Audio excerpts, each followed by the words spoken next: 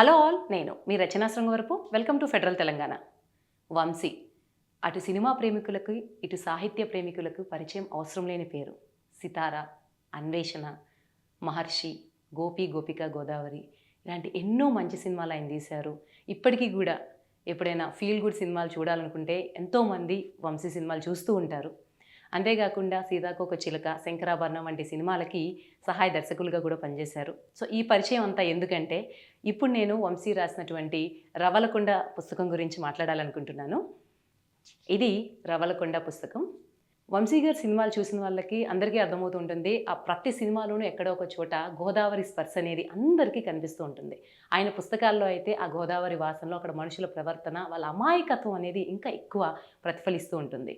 ఈ రవలకొండ పుస్తకం కూడా ఆ కోవకి చెందిందే. ఇకపోతే రవలకొండ పుస్తకం విషయానికి వస్తే, ఎవరైనా సరే, ఏ రచయిత అయినా సరే ఒక తెలివైన పాత్రను చిత్రించడం ఎంతో కొంత సులభం. తెలివైన వాళ్ళు ఎలా ఉంటారు, వాళ్ళ పారామీటర్స్ అంటే ఏంటంటే వాళ్ళు బాగా పనిచేస్తూ ఉంటారు, బాగా సంపాదిస్తూ ఉంటారు, బాగా జ్ఞానం కలిగి ఉంటారు. ఇలా చాలా పారామీటర్స్ అన్నీ కూడా డిఫైన్ అయి ఉన్నాయి. కానీ ఒక వెర్రిబాగులోని చిత్రీకరించడం అంత ఈజీ కాదు.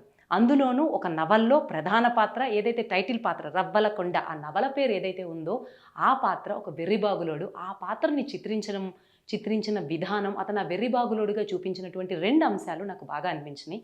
అందులో ఏంటంటే, మనం జనరల్గా సొసైటీలో కొన్ని విషయాల గురించి మినిమం నాలెడ్జ్ లేని వాళ్ళని, కొన్ని విషయాల్ని పరోక్ష సూచనల ద్వారా కూడా అర్థం చేసుకోలేని వారిని మనం కొంత వెర్రిబాగులు వాళ్ళగా చూస్తూ ఉంటాం.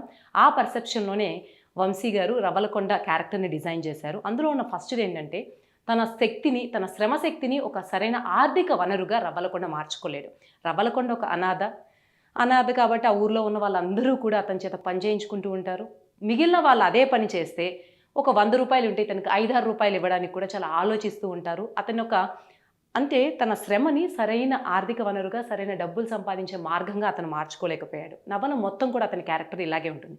ఇంకొకటి, స్త్రీ పురుషుల లైంగిక సంబంధాల గురించి అతనికి ఏమాత్రం అవగాహన లేకపోవడం. ఫర్ ఎగ్జాంపుల్, మనం ఫేస్బుక్లో చూస్తూ ఉంటాము, లేకపోతే ఇన్స్టాగ్రామ్, ఇప్పుడు వచ్చిన జనరేషన్స్, పాత ఉన్న జనరేషన్స్ అయినా సరే, ఒక ఆడమగ పక్కన నిలబడినా, వాళ్ళిద్దరూ నవ్వుతూ ఉన్నా, లేదా ఎవ్వరూ లేనటువంటి ఒక ప్రైవేట్ స్పేస్లో ఉన్నా, సో ఇవన్నీ కూడా వాళ్ళిద్దరి మధ్య ఏదో సంబంధం ఉంది, మైట్ బి ఒక సెక్షువల్ రిలేషన్ ఉండొచ్చు అనేటువంటి ఒక పర్సెప్షన్ని సమాజం ఖచ్చితంగా ఆలోచిస్తూ ఉంటుంది. సమాజంలో చాలా ఉన్నవాళ్ళు వీటి గురించి, ఈ స్త్రీ పురుషుల సంబంధాల గురించి కనీసం నాలెడ్జ్ లేనటువంటి వాడు రవ్వలకొండ. సో ఈ రెండు ఆస్పెక్ట్స్లో నవల మొత్తం కూడా రవ్వలకొండని వెర్రిబాగులోడిగా వంశీ ఎస్టాబ్లిష్ చేశారు. ఇంకొక విషయం ఏంటంటే, ఈ నవల్లో ఇంకో రెండు మెయిన్ అంశాలు కూడా కనిపిస్తూ ఉంటాయి. రచయిత అన్నాక ఏదో ఒక విషయాన్ని, ఒక సామాజిక అంశాన్ని ఖచ్చితంగా స్పృశిస్తారు. ఇందులో స్పృశించినటువంటి రెండు అంశాలు ఏంటంటే, ఒకటి కులాధిపత్యం, ఒకటి స్త్రీ పైన పురుషాధిపత్యం. కులాధిపత్యం చూసుకుంటే, రవ్వలకొండ అనేవాడు తక్కువ కులానికి చెందినవాడు. అందులోనూ సంకర జాతివాడని చెప్పేసి నవలలో అతని అతన్ని పిలుస్తూ ఉంటుంది. సో ఆ నవల్లో రవ్వలకొండని కేవలం కులం ఆధారంగా ఎలా ఎక్స్‌ప్లాయిట్ చేస్తారన్నది ఒక ఫ్యాక్టర్. అలాగే అతను తమ జాతికి చెందిన వాడైనా సరే, అతని తల్లి ఎవరితో అయితే రిలేషన్లో ఉందో అతను అప్పర్ క్యాస్ట్ అవ్వడం వల్ల అటు వాళ్ళు ఇటు వీళ్ళు ఎవరు అతన్ని యాక్సెప్ట్ చేయలేకపోవడం అన్నది ఇంకొక ఫ్యాక్టర్. నవల మొత్తం కూడా హయ్యర్ క్యాస్ట్ వాళ్ళు, ఎవరైతే ఆధిపత్య వర్గాలు ఉన్నారో వాళ్ళు చిన్న కులాల వాళ్ళతో ఎలా పనులు చేయించుకుంటారో, ఎలా శ్రమ దోపిడీ జరిగింది అనేది ఒక కోణంలో చూపించారు. ఈ పురుషాధిపత్యంలో ఎప్పుడైతే పురుషుడు తన లైంగిక సామర్థ్యత విషయంలో ఒక లోపాన్ని కలిగి ఉంటాడో, అప్పుడు దాన్ని కప్పిపుచ్చుకోవడానికి స్త్రీని ఎలా బలి చేస్తాడు అన్న విషయం ఆధారంగా కూడా కుంటిరాజు అలాగే సావిత్రి పాత్రల్ని కూడా రైటర్ డిజైన్ చేశారు. సో ఒక పక్కన సావిత్రి, ఇంకో పక్కన ఈ రవ్వలకొండ మేనకోడలు నీలమ్మ, ఇంకో పక్కన రాజకుమారి అనే పాత్ర. ఈ ముగ్గురు స్త్రీలు కూడా ఇతన్ని ఇష్టపడుతూ ఉంటారు.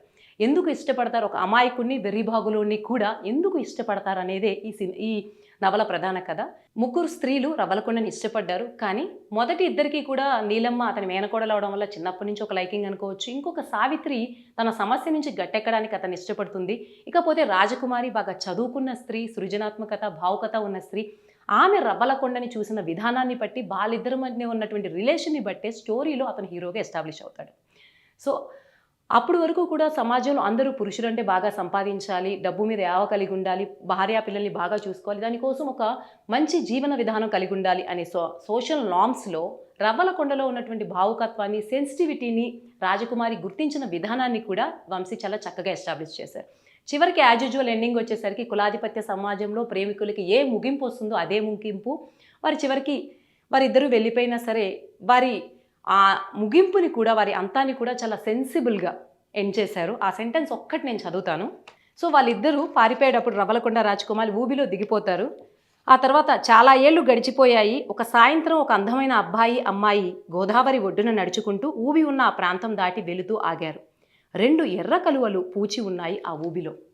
సో మనం రివల్యూషన్ అయినా పోరాటమైనా ఏదన్నా సరే ఎరుపు రంగుతో సూచిస్తాము. ఆ ఎర్ర కలవలు అక్కడ పూచి ఉండడం అనేది వాళ్ళ ప్రేమ అన్నేళ్ళైనా సరే ఆ ఊబి సంకేతంగా ఎస్టాబ్లిష్ చేయడం బాగా అనిపించింది. సో ఇది వంశీ గారి రవ్వలకొండ నవల గురించి నా రివ్యూ.